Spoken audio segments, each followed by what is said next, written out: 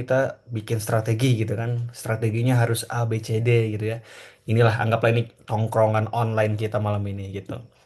Nah, jadi salam kenal Bapak Ibu semua. Jadi saya Arif Febriansyah gitu. Saya domisilinya di Bandung. Apa sih yang disebut dengan strategi? Intinya gitu kan, strategi dari definisi yang panjang itu adalah menciptakan keunggulan bersaing. Ujung-ujungnya gitu kan, sama juga gimana caranya kita menang gitu kan persaingan kita daripada kompetitor. Dari definisi itu sehingga keluarlah model of manajemen strategik gitu yang dimana tadi berdasarkan definisi kan ya kita harus unggul daripada pesaing gitu kan. Ya mau gak mau, itulah kita mulai akan analisa. Dalam segala bisnis, kalau kita ingin unggul, maupun di bisnis maupun di kehidupan, ya kita harus aware terhadap lingkungan internal dan eksternal. Itu artinya, sebelum kita membuat formulanya, sebelum kita implementasikan dan kita evaluasi serta kontrol, maka kita harus clear dulu di sini nih. Kita melihat kacamata lingkungan internal kita dulu nih, yang biasanya kalau kita ingin menggunakan analytics gitu kan, toolsnya itu ya seminimal-minimalnya kita menggunakan SWOT gitu kan, strength-nya kita apa, weakness-nya, opportunity eksternalnya seperti apa, dan threat atau ancaman seperti apa. Tapi terkadang kita juga mengisi SWOT, ya kita terkadang cukup bias gitu. Kita ngeklaim strength kita merasa paling bagusnya ABCD, weakness yang paling lemahnya kita minimalisir karena malu takut ketahuan gitu kan. Begitupun opportunity yang akan kita menangkan, begitupun ancaman-ancaman yang bisa kita antisipasi. Di luar itu juga kita harus melihat gitu kan resources kita, culture yang disetting di internal kita seperti apa gitu kan, kemampuan, leadership itu kan menjadi suatu variabel internal yang perlu kita aware nih gitu. Sehingga kalau misalkan kita sudah berkaca ke lingkup internal secara objektif gitu kan berdasarkan analisa mendalam gitu kan kita buat FGD, buat angket semuanya ya maka kita juga melihat kacamata eksternal supaya kita lebih holistik juga gitu kan melihat kondisi makro yang kita kenal gitu kan tools analisanya menggunakan pestel kita lihat variabel politik, variabel ekonomi, sosial, teknologi, lingkungan, legal dan lain sebagainya. Jangan-jangan faktor eksternal nanti akan mengganggu dari pertumbuhan bisnis kita.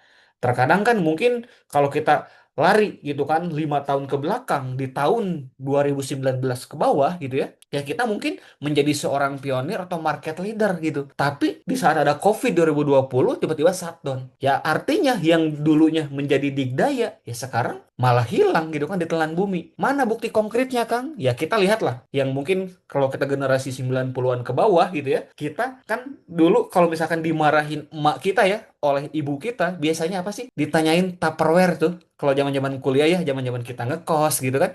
Mana Tupperware mamah nyari? Gitu kan. Jangan sampai ketinggalan ya. Yang ditanyain pulang kampung tuh bukan arinya malah Tupperware. Tapi in the end of the day, tahun 2025 Tupperware menutupkan likuidasi gitu yang menjadi market leader merasa paling besar dengan strategi direct to customer antara emak-emaknya yang secara loyal dibahas oleh arisan tapi gitu kan mereka hilang gitu kan dengan apa akibat tidak ikut atau align dengan kondisi zaman yang ada. Artinya, sebelum kita gitu kan bicara keren strategi, mau gak mau strategi itu kuncinya dulu ada lingkup eksternalnya, ada lingkup internal. Eksternal melihat supaya kita tetap align atau misalkan tetap klop dengan kondisi yang ada di lapangan, entah itu market, kondisi ekonomi dan lain sebagainya. Internal adalah kapasitas kita. Bisa nggak misalkan tahun 2026 kita memenangkan market share 10%, 20%? Ya balik lagi, resources kita sanggup nggak dari mulai aset secara intangible maupun tangible, SDM dan lain sebagainya. Artinya, kalau sudah clear analisa internal eksternal kita secara mendalam, maka ya udah jadilah suatu formulanya, jadi suatu resepnya yang akan kita jadikan nih. Misi yang akan kita sasarnya seperti apa nih mimpi kita semua objektifnya, strategi rencana pencapaiannya apa saja variabelnya dan menjadi suatu policy atau kebijakan yang nantinya formula ini akan apa? Kita implementasikan. Ya kalau mau kita diimplementasikan jadilah suatu program. Apakah mungkin contoh awareness dari sisi program orang marketing, efektivitas, efisiensi cost, departemen keuangan dan lain sebagainya. Peningkatan jenjang karir berarti departemen HR.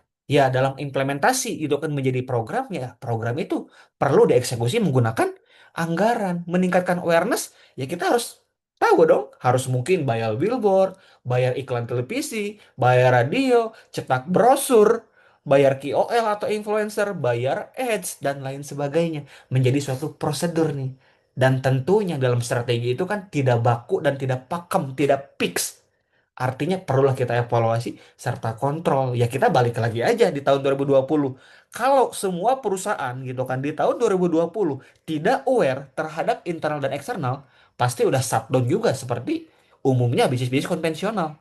Tapi yang bertahan sampai detik ini di tahun 2026 adalah semua perusahaan termasuk kita yang masih sustain. Artinya kita aware terhadap lingkungan eksternal seperti itu. Nah, mungkin nanti supaya lebih apa namanya?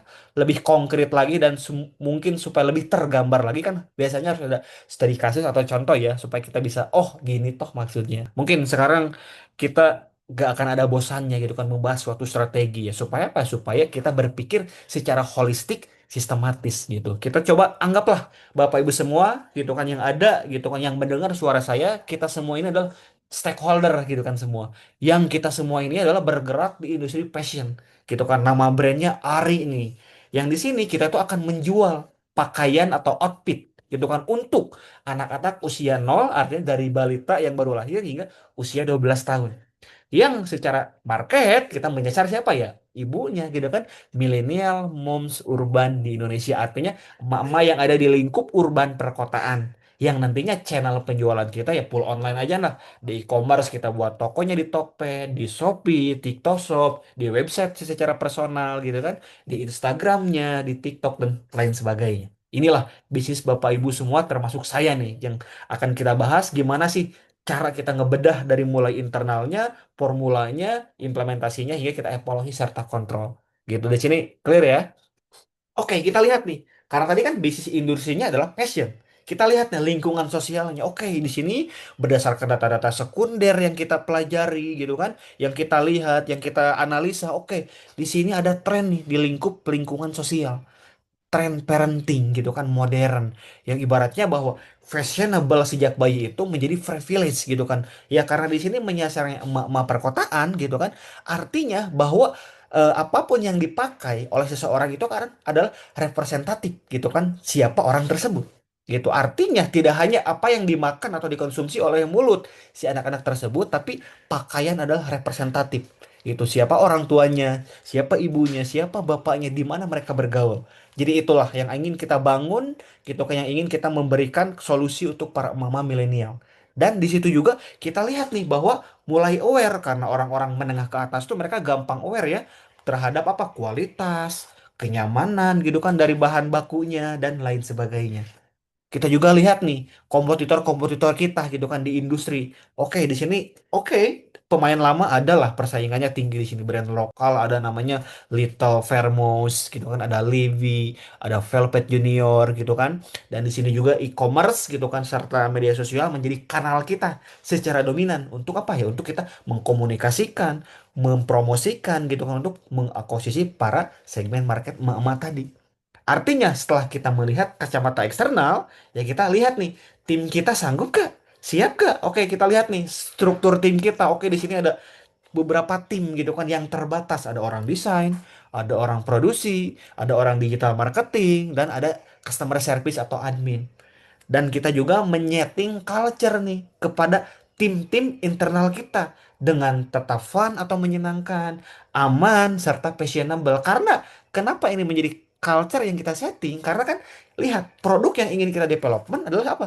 Adalah untuk anak-anak kecil. Anak-anak kecil secara dunianya, kacamata perspektifnya adalah harus menyenangkan dan aman untuk apa? Sisi perspektif emaknya atau ibunya. Fashionable adalah bagian dari tren mengikuti apa gitu kan yang sedang tren di hari ini hingga masa depan. Dan kita juga lihat nih resources kita gitu kan SDM-nya siap untuk ngedesain busana-busana anak. Dan kita juga aman gitu kan dapat maklon, dapat mitra garmen gitu kan yang nantinya bisa ngebantu gitu kan supply chain kita. Kita juga punya akun Instagram, punya akun TikToknya, punya Shopee-nya, Tokped-nya.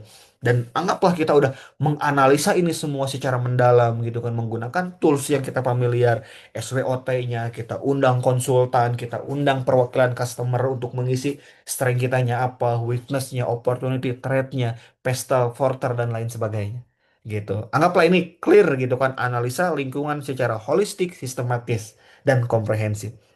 Lalu jadilah suatu formula yang akan kita nanti implementasi. Oke, ini ya misi kita di tahun 2026.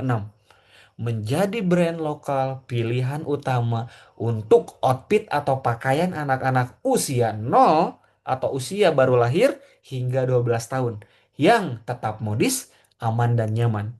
Ini target kita ya atau objektif kita ya.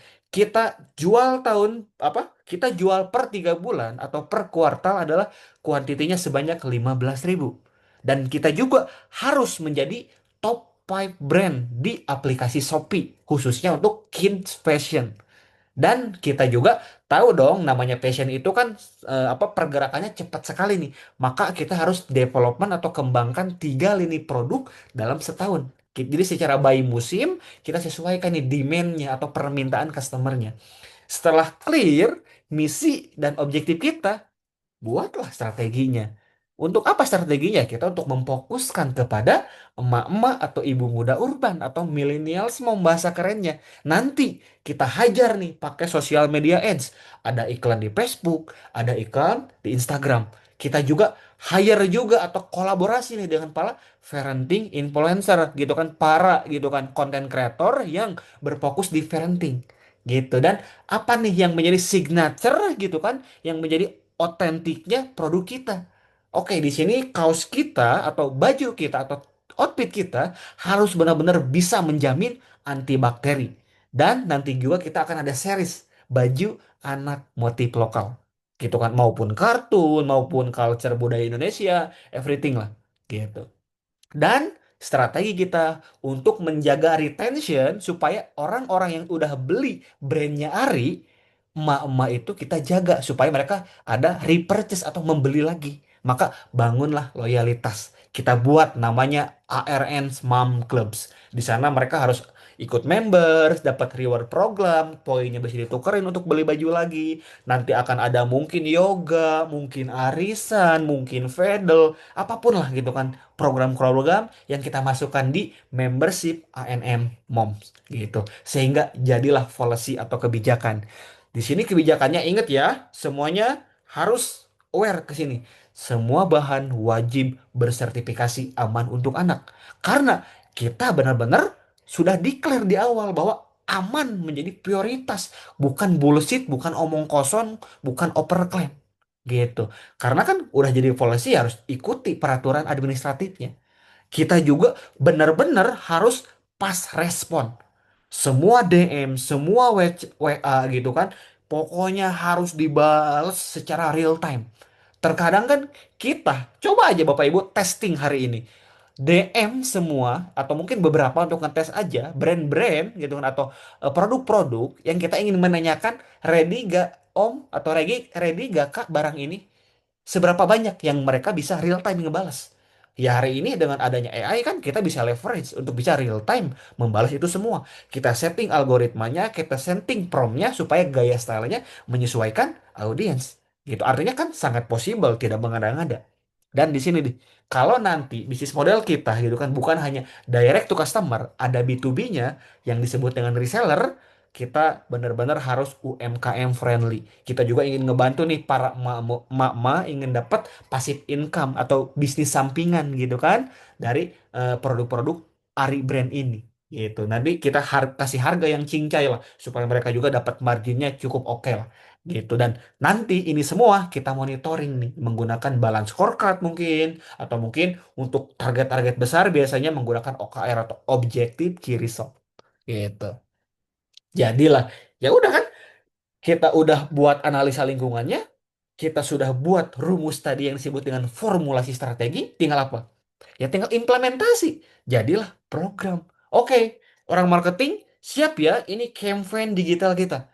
Anak gaya, anak ceria. Jadi nanti KOL atau influencer, orang lihat di Facebook iklannya, lihat di Instagram, di TikTok, everything media komunikasi channel, ada tagline anak gaya anak ceria gitu kan kolaborasi tadi dengan micro influencer. Kenapa Kang Ari micro influencer? Kan saya masih startup, saya masih terbatas. Yang disebut mikro itu adalah followernya itu masih di bawah 100 ribuan. Ya udah saya Cari aja para micro influencer gitu kan yang fokus di parenting, mungkin followernya hanya 10.000, 20.000 gitu kan, bahkan mungkin hanya 5.000. Yang penting kita benar-benar melihat nih KPI-nya, engagement rate-nya gitu kan, share-nya dan lain sebagainya. Lalu ini program kita, tadi kan ingat di awal di formula kita harus ada development produk gitu kan tiap musim. Kita buat gitu kan seasonal productionnya. Kita nanti harapannya di saat udah punya database yang kuat, kita bisa development kids wear apps gitu kan. Seperti Uniqlo, seperti Zalora, seperti Coffee Fore, everything lah. Aplikasi itu untuk apa? Pendekatan evolution marketing di 6.0 dan 5.0 gitu kan. Jadi aplikasi itu kalau kacamata perspektifnya customer ya untuk memudahkan mereka membeli. Tapi perspektif kita orang-orang penting di bisnis untuk apa? Ya menjaga retention. Hari ini kita beli Coffee Fore gak harus langsung ke toko kan? Kita tinggal install aplikasi, kita bisa pick up atau di deliver. Begitupun tanpa aplikasi ada GoFood, ada GrabFood, tapi nanti kan ada biaya admin platform. Ya udah kita supaya independen menjaga semua gitu kan cost secara maksimal, ya kita harus development investasi jangka panjang menggunakan aplikasi tersebut. Begitupun sebaliknya gitu kan dari Ari brand ini. Gitu ya udah, tinggal kita alokasikanlah anggarannya nih, katakanlah dari 1 miliar itu 40% nih uang kamu ya untuk produksi digital marketing nih 30% ya gitu kan, silahkan maksimalkan packaging pengiriman nih anggarannya, orang R&D karena kan ingin terus kita developin apa namanya katalog-katalog baru. Inilah prosedur yang harus kita terapkan. Quality control bener-bener kita jaga dari mulai bahan atau materialnya, kualitas jahitannya, everything gitu ya. Pengirimannya bener-bener harus ramah, dapat card gitu kan yang ibaratnya di situ ucapan terima kasih, mungkin kupon, apapun lah undangan untuk bisa ngobrol bareng dengan emak-emak kita untuk bisa minta feedback, minta improve dari mereka gitu kan, bersilaturahmi dan lain sebagainya. Ini orang konten, kamu upload ya harian di IG, di TikTok gitu kan. Dan kita juga menggunakan campaign ads berbayar gitu kan per bulan gitu kan. Sebanyak 3 campaign nantinya. Seperti itu. Ya udah, analisa lingkungan internal eksternalnya clear, formulanya clear, untuk diimplementasi gitu kan dari mulai apa namanya program anggaran dan kebijakan, ya kita kontrol kan namanya hidup itu kan kita gak tahu, gak mungkin linear, bener gak? Maka kita lihat nih kinerjanya, bener gak gitu kan, tercapai gak yang tadi target di awal 15.000 kuantitinya bisa terjual dalam 3 bulan atau per kuartal atau di Q1 gitu kan, tercapai nggak gitu. Spending budget dalam 3 bulan itu katakanlah 30 juta, ROAS target kita KPI-nya 4, berarti omsetnya selama 3 bulan harus 102 apa 160 juta gitu. Kalau anggarannya 30 juta berarti 120 juta karena ROAS-nya 4 tinggal dikali 4 kan gitu. Lihat nih para KOL influencer gitu kan, engagement rate media sosialnya dari follower mereka misalkan 10.000, berapa nih like, berapa yang share, berapa yang komen, berapa yang save gitu. Dan lihat nih orang-orang yang udah membeli ada berapa banyak, anggaplah yang belinya itu ada 1.000, berapa persen gitu kan yang apa ibaratnya mereka join members ARN Moms Club gitu. Ukur dong gitu kan. Kalau tidak tercapai, why? Kenapa? Mana yang perlu diimprove? Dan kita evaluasi. Kita lihat kompetitor kita, mereka sedang melakukan apa. Kita bisa ATM lah, amati, tiru, modifikasi gitu kan. Apa juga nih kita riset gitu kan. Kita forecast, kita baca masa depan gitu kan. 6 bulan ke depan atau 2 kuartal ke depan gitu. Supaya kita tahu bahwa produk kita bagus, bahwa customer itu puas harus ngapain? Ya harus disurvei dong supaya ketahuan customer satisfaction-nya atau kepuasan pelanggannya. Bener gak sih bajunya itu nyaman? Bener gak sih desainnya itu bagus? Bener gak sih harganya itu sama-sama win-win? Sama-sama worth it gitu kan? Ya harus ditanya ke customer. Kita buat angket, kita lakukan FGD, apapun lah, ngadain gathering, everything gitu. Dan kita juga audit nih internal kita, time to market, cost per produk. Dan kita juga add value serta position dari ARN atau ARI brand ini. Yang nantinya harapannya kita juga bisa mendeliver unique selling proposition kita atau unique selling point gitu. Passion anak lokal dengan desain lucu, bahannya aman, kita apa suntik dengan storytelling budaya Indonesia, dengan culture wayangnya, batiknya, cerita rakyatnya, apapun lah. Balik lagi ke program-program dan positioning brand yang akan kita harapkan gitu kan untuk intangible asset gitu kan di masa depan. Gitu. Seperti mungkin hari ini Bapak Ibu yang punya handphone Apple atau iPhone, orang sudah mempersepsikan, oh dia orang berada. Begitupun fashion ini ingin diakui seperti apa nanti secara emotion para target market itu. Gitu. Dan kita juga harus bisa nge-trigger emotion gitu kan dari mana? Dari emak-emak yang nantinya membangun citra ibu bijak dan stylish untuk para milenial.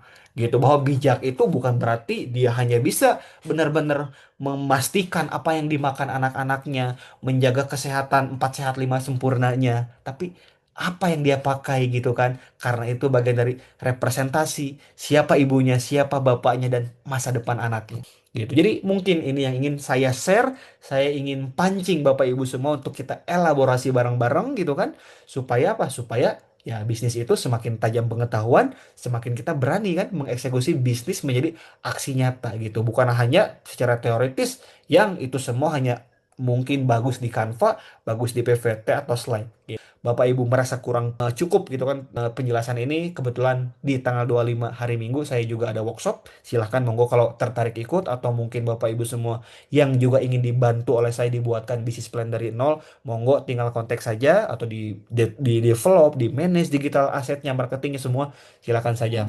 Kita nanti ngobrol secara khusus. Terima kasih.